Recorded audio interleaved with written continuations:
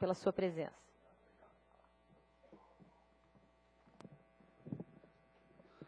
Bom, em primeiro lugar, boa tarde a todos. Boa tarde ao meu amigo Mário Humberto, que teve a cortesia de me convidar. E vamos conversar um pouco sobre essa questão muito momentânea, que é o fenômeno brasileiro da economia, onde vai ser inserido a questão da energia e que depois a gente vai comentar. O fato é que, de uns últimos 10 anos para cá, o Brasil começou a apresentar sintomas extremamente positivos, deveria dizer, e que a possibilidade de crescimento da economia estava se amadurecendo no Brasil desses últimos 10 anos. Coincidentemente ou não, no meio desse processo surgiu um fato que melhora essa condição, e vocês vão entender por quê, que foi o fenômeno da crise internacional, etc., onde houve uma enorme separação entre países que têm potencial de infraestrutura e países que não têm esse potencial e que viviam só do comércio. Politicamente também nós temos algumas vantagens, onde o Brasil, de certa forma, nesses últimos tempos, flutuou dentro de uma série de políticas que convergiram, para a nossa sorte, convergiram para uma direção de criar os fundamentos da economia brasileira de forma mais sólida. Bem, o fato concreto é que surgiu um fenômeno que vocês todos estão percebendo.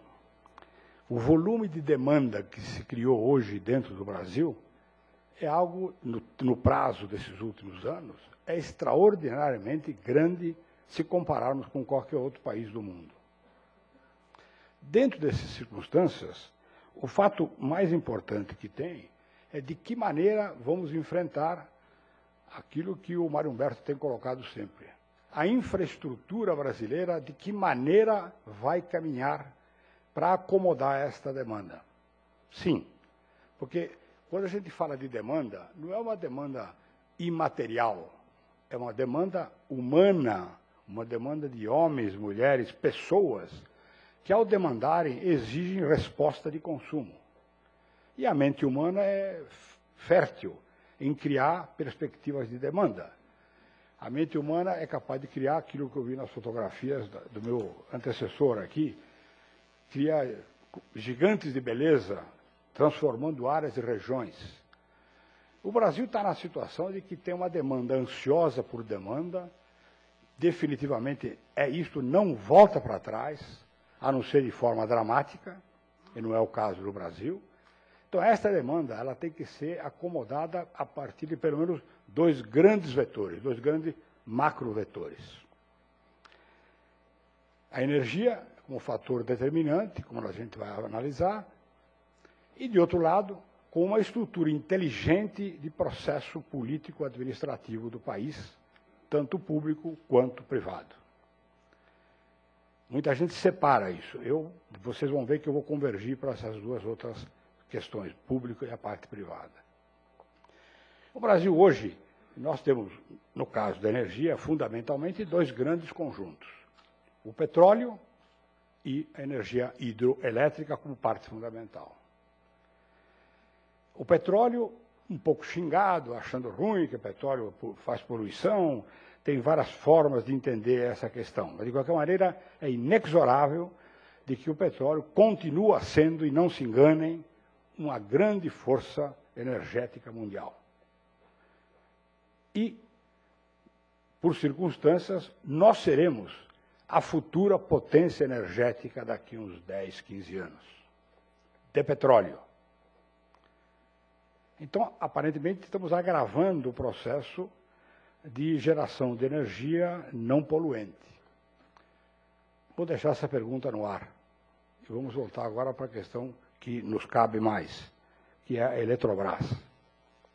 A Eletrobras assumiu, nos últimos 20 ou 30 anos, um papel fundamental em criar uma metodologia própria, uma engenharia própria, né, de conseguir criar o tal das usinas hidrelétricas. Inquestionavelmente, são obras de qualidade de engenharia de primeiro nível. Só a Eletrobras administra mais ou menos hoje 40 mil megawatts dentro desse contexto energético brasileiro, e já tem contratado, à custa dessa demanda que vem crescendo, mais 40 milhões de megawatts, perfazendo o total de realmente muitos e muitos bilhões.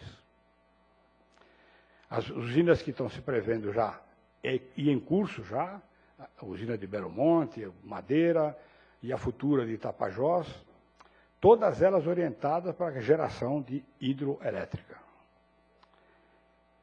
Eu quero só fazer uma observação. A demanda brasileira não cresce de uma forma, digamos assim, matematicamente previsível. Porque a demanda, vamos traduzir isso para o PIB, né? O PIB cresce no Brasil, não muito tempo atrás, há uns 7, 8 anos atrás, crescia aquela famosa média de 2% a 3% ao ano. De repente, essa demanda começou a estabelecer uma pressão maior. E a demanda está crescendo acima do crescimento do PIB. Depois ela se transforma em PIB. Mas ela está atualmente crescendo acima do crescimento normal do PIB. Então nós temos aí o quê? Todo o planejamento de infraestrutura brasileira, no caso da energia, tanto de petróleo quanto de energia elétrica, está baseado no PIB de 3% ao ano e que se programou próximo de projeto 2015, projeto 2020 e projeto 2030. Eu não acredito que esses limites vão ser alcançados em tempo. Isto é claro que a demanda interna e a aspiração de ascensão social da sociedade brasileira, que está clara e é extremamente positiva. É uma força natural, é uma força instintiva, me permitam até o exagero, digamos assim, psicológico e social. Graças a Deus o Brasil tem este instinto de melhoria, aspiração de melhoria de qualidade de vida. Todos nós aqui temos isto. Isto criou uma necessidade inquestionável de que esta demanda não pode ser contida à custa de um problema social muito grave. Porque existe uma frase famosa de um economista até desconhecido, que diz o seguinte, que toda demanda não atendida, ela não é reprimida, ela é revoltada. Ela vai ser buscada à custa de alguma outra forma, de algum outro instrumento. Inicialmente político, inicialmente de governo, mas ela tem que ser atendida. Então, com esta percepção, do meu modo de ver, esta equipe que está na Eletrobras, dentro do atual governo iniciado, a nossa gestão começou no período do ministro Lobão, a preocupação era aparelhar a Eletrobras para poder estabelecer um ritmo de construção e de atendimento mais rápido, porque a demanda vinha vindo, e o consumidor geral, que naquela altura eram 30, 40 milhões de pessoas, em poucos anos se transformou em 100 milhões de pessoas da classe média. Fora, né, os 80 a mais, que têm rendas maiores, com demandas mais sofisticadas e assim por diante. Então, atender 180 milhões de pessoas, que têm uma aspiração de ascensão social muito clara e muito positiva, no meu modo de ver, é a maneira como a nação vai poder crescer, e nós vamos poder crescer, você precisa estar aparelhado para isso.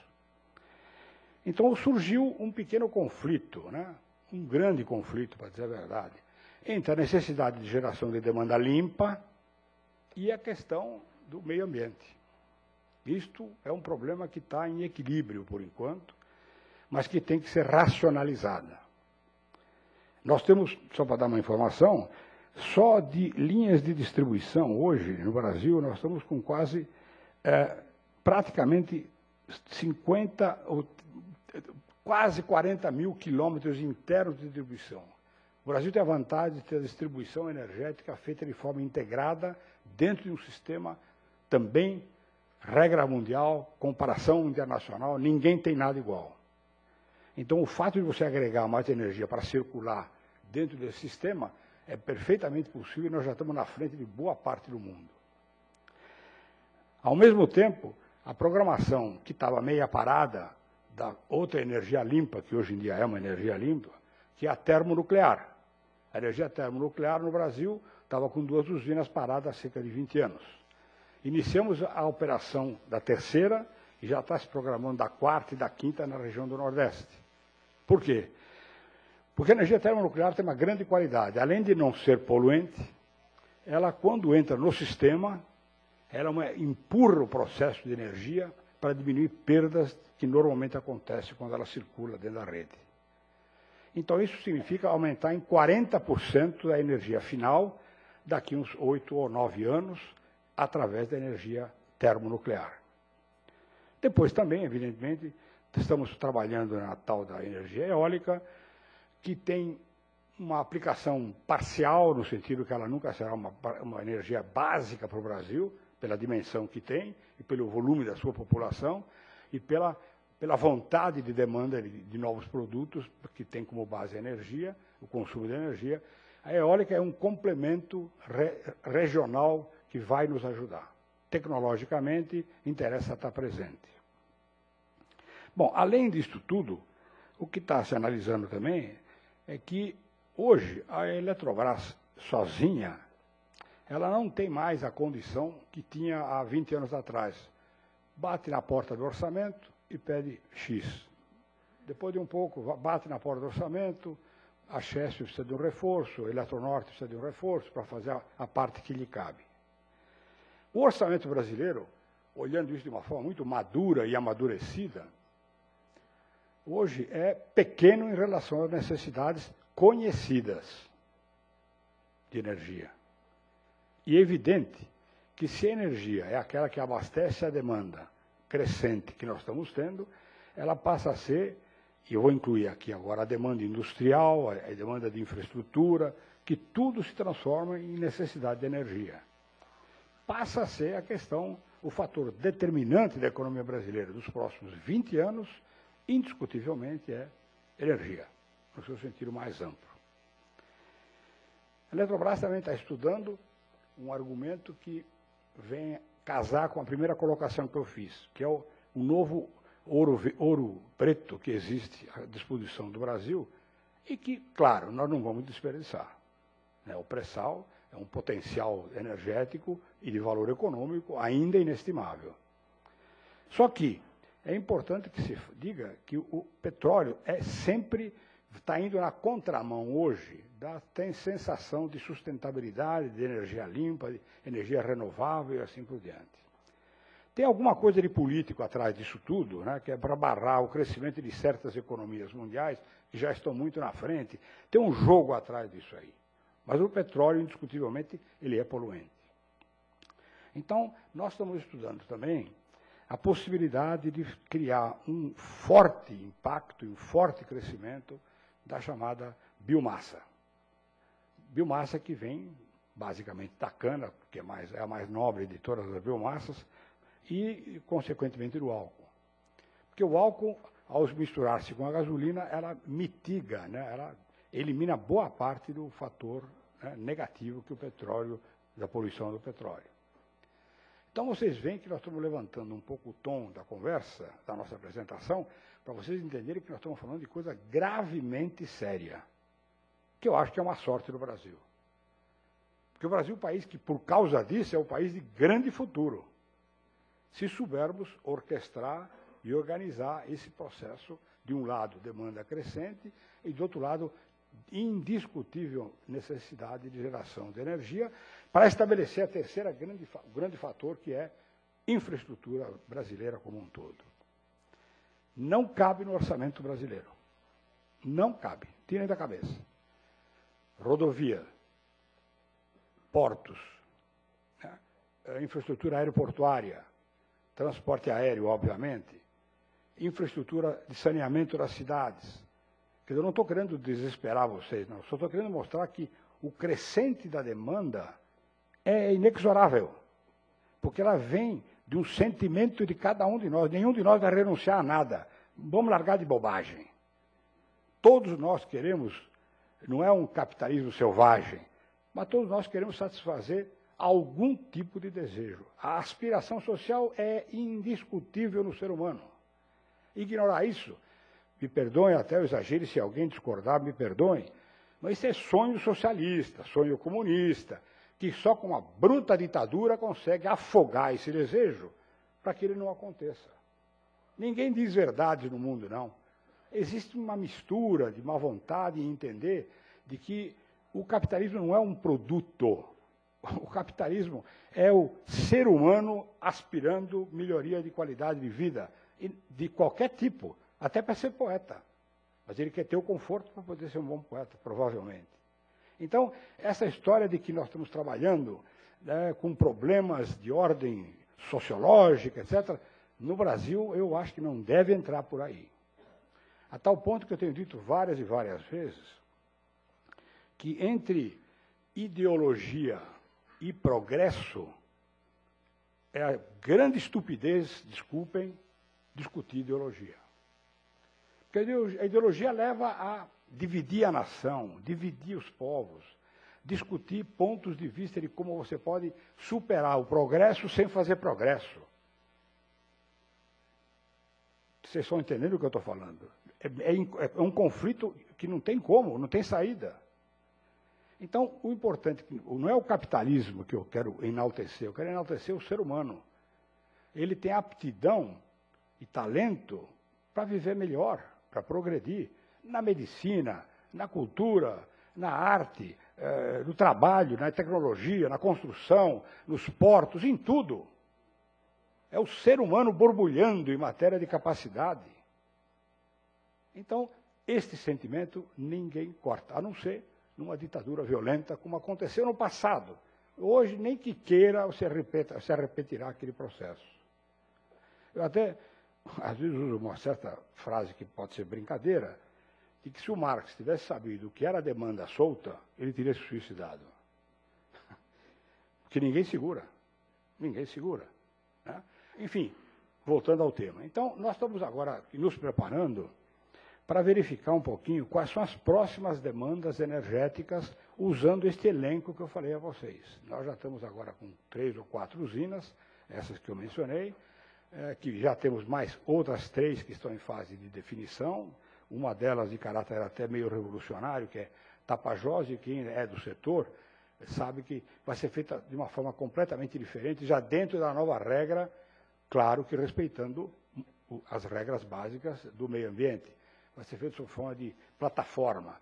Quer dizer, em vez de você ter aqueles enormes lagos na Amazônia, vai se reduzir muitíssimo, para 20% só, e a partir disso você pode gerar energia através de um novo equipamento de turbina, que em vez de ficar deitada, de pé ela fica deitada, de bulbo, que chama.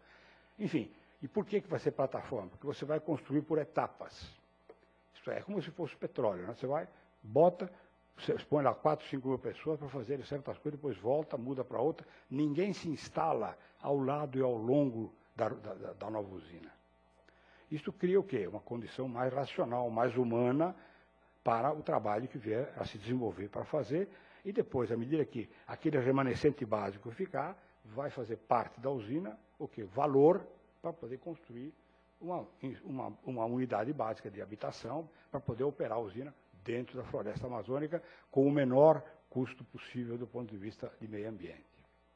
Então, essa dinâmica, esse esforço, esse estudo que a Eletrobras está fazendo, é tudo convergindo para uma modernidade da aceitação da energia, não a qualquer custo, mas ao custo de algo racional e que a sociedade vai ter que entender que não tem outra forma.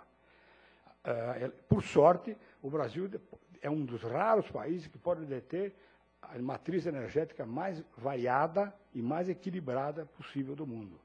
Repito, a energia termonuclear na França é 90%, 95%. No Brasil ainda é 3%, 4%, e vai acompanhar a desproporção na medida em que novas formas de energia você vai passar a estabelecer. Então, me parece que nós temos aqui um desafio extraordinariamente crítico, mas positivo. Passo agora decisivo e mais importante, eu estava conversando com o Mário Humberto agora há pouco, é nós elencarmos o que é básico para o processo de crescimento econômico na base de 5%, 6%, que é possível para nós, já está confirmado. O mundo não vai se corrigir facilmente. Os Estados Unidos vai demorar para tomar o seu papel original de puxador da economia mundial. A China está aí. A China é um mistério. Sempre foi, né? Mas agora passa a ser um mistério para onde ela vai, como ela vai. A tentação dela, evidentemente, é começar a lançar a mão e esticar os braços dela para onde tiver condição de desenvolvimento, para ela poder fazer com que os 500 milhões de chineses que hoje em dia já experimentaram o consumo não vão recuar. E aquele 1 bilhão que falta, Deus me livre se acordar.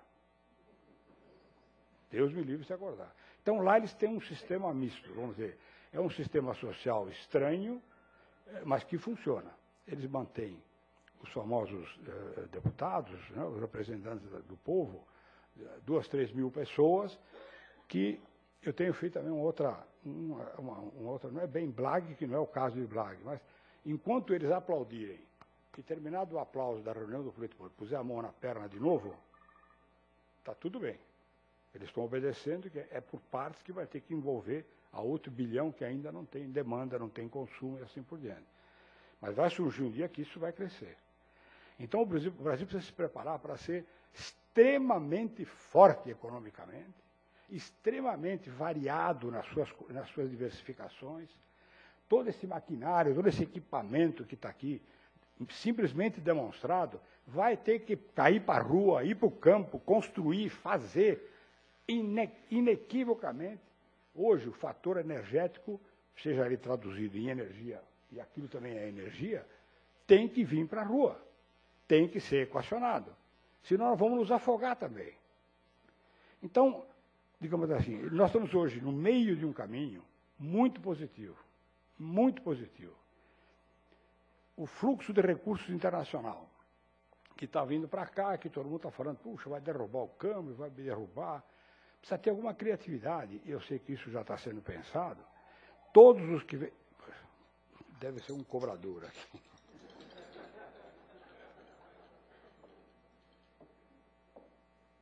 Pronto. Obrigado. O fluxo internacional de recursos que está vindo para usufruir dos 13%, 12% de juros, vai e vem, ele resolve uma parte do problema interno nosso, que é o financiamento do déficit público. Mas isso também tem que acabar nesta dimensão. Porque, segundo eu vejo, este fluxo internacional que está vindo para o Brasil para usufruir do juro momentâneo, ele dá uma vantagem, é uma casquinha que ele dá para o Brasil. O que ele faz? Isto aqui, os bancos e o Banco Central se transforma em financiamento do déficit e vão em frente. O déficit paga só 3%, 4%, porque o capital externo com 3% ele fica satisfeito, e tira os outros 9% de vantagem de lucro, e com isso essa mecânica não para. Também isso tem que ser revisto. Não é fácil, o que eu vou falar agora é uma coisa muito complexa, e que, claro, se tivesse uma solução visível, já estaria caminhando, ainda não está.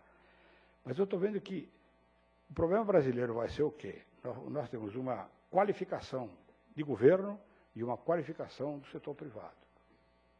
Indiscutível, não? Hoje em dia o setor privado é de primeiríssima qualidade, comparável com qualquer outra atividade no exterior.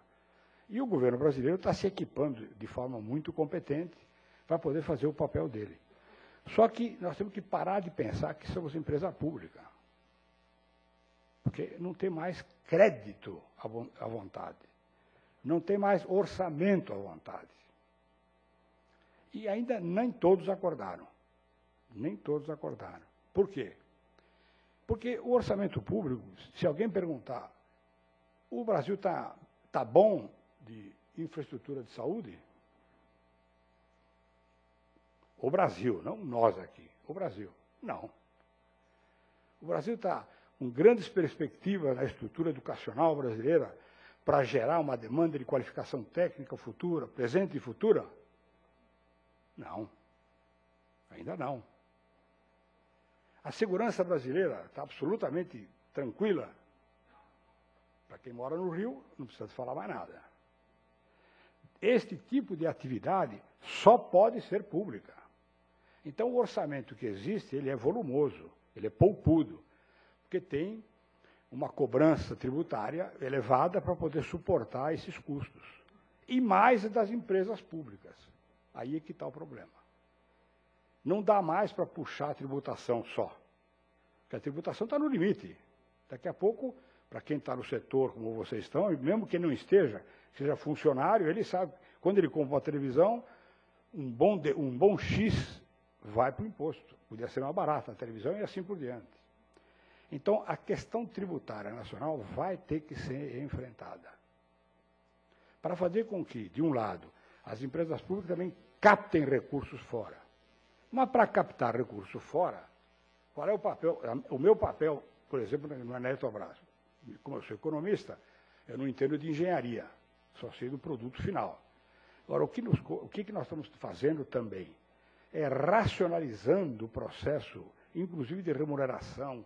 São 28 mil funcionários como um todo, para fazer com que a meritocracia volte a prevalecer, aonde, a partir disso, a Eletrobras consegue vender e entrar no mercado de ações por competência econômica.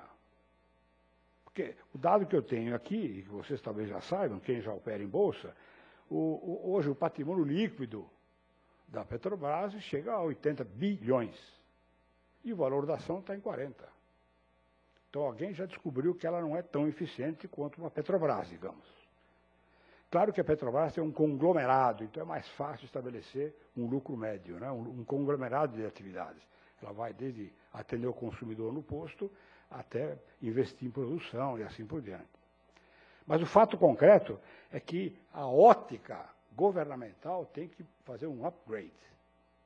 Tem que olhar acima das cabeças para poder estabelecer um novo critério tributário que permita fazer com que, de um lado, você atenda a necessidade básica da população, porque ter casa, construção de escola, tudo isso está se fazendo da maneira que dá. Mas a qualidade desse produto ainda é discutível, para uma massa crítica muito grande. Porque não adianta dizer, não, com 1 milhão de técnicos nós resolvemos o problema. Mentira. Nós precisamos de milhares de pessoas com qualificação para ocupar os espaços econômicos que vão surgir por decorrência natural da explosão de demanda, que é o grande fator que o Brasil tem, baseado num princípio pessoal do quê? Da aspiração de melhoria de vida. Então, o meu recado não é para ser alarmista, é muito mais para dizer de que, pelo menos a parte do governo em que eu estou mexendo, está muito atenta nessa questão, digamos, de se preparar e de se fazer uma qualificação, além de um planejamento mais esmerado com relação aos investimentos energéticos, principalmente, que, mais uma vez, serão considerados os fatores determinantes da economia, porque sem energia você não terá uma máquina a mais, uma planta a mais plantada, uma água correndo dentro de uma casa e assim por diante. Então, eu queria deixar uma mensagem otimista, realmente otimista. O Brasil não é o país do futuro, esqueçam isso. O Brasil tem que ser o país do presente, obrigatoriamente, porque não haverá futuro se não tiver presente competente como a gente precisa. Muito obrigado.